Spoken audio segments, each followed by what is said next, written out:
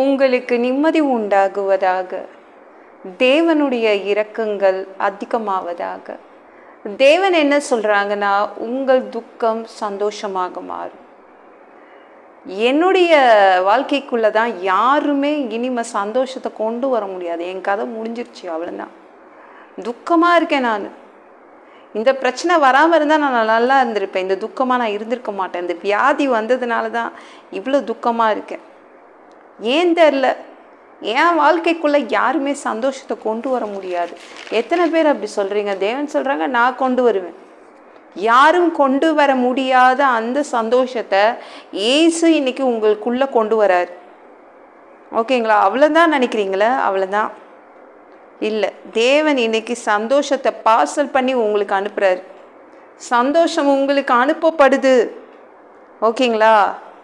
தேவன் உங்களை சந்தோஷமாக வச்சுக்கணும்னு ஆசைப்படுறாரு. எப்பொழுதும் சந்தோஷமாக இருங்கள் சொன்னது யார்?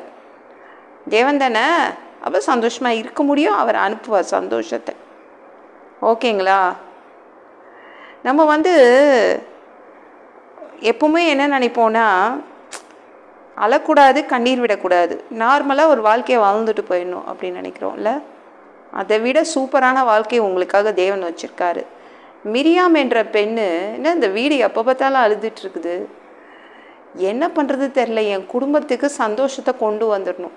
தம்பியை எப்படியாவது வீட்டுக்குள்ளே கொண்டு வரணும். எந்த கேப் கிடைக்குமோ அப்போது அந்த தம்பியை தூக்கிட்டு வந்துடணும் உள்ள அப்படின்னு வெளில நிற்கிறா. அவங்க குடும்பம் இனிமேல் இந்த பையனை வளர்க்க முடியாது. 3 மாத குழந்தைய எடுத்து வெளியில் போட்டுட்டு வந்துட்டாங்க. இவன் என்ன நினச்சானா, இந்த பேபியை நம்ம வீட்டுக்குள்ளே, என் தம்பியை நான் வீட்டுக்குள்ளே தூக்கிட்டு போயிடணும். அப்போ தான் என் வீட்டுக்குள்ளே திரும்பவும் சந்தோஷம் வரும். நாங்கள் மட்டும் ஏன் எப்பவும் அழணும் அப்படின்னு அந்த சந்தர்ப்பத்துக்காக காத்துட்டு இருந்தா.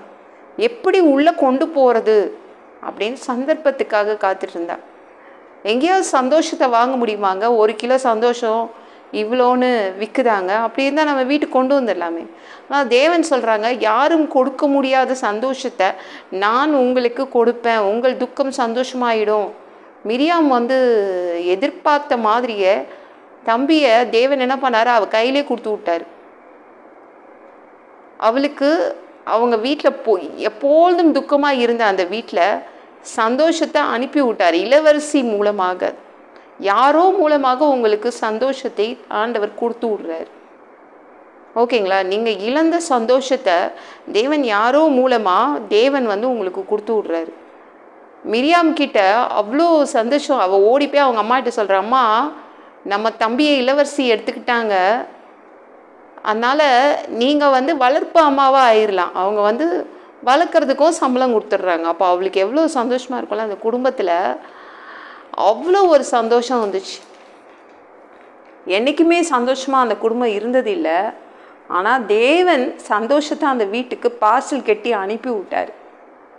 அப்படி தான் தேவன் உங்களுக்கு யாராலையும் சந்தோஷத்தை கொண்டு வர முடியாதுன்றீங்களே, தேவன் இன்னைக்கு அவர் உங்களுக்கு சந்தோஷத்தை அனுப்புகிறார். இனிமேல் நீங்கள் துக்கமாக இருக்க மாட்டீங்க.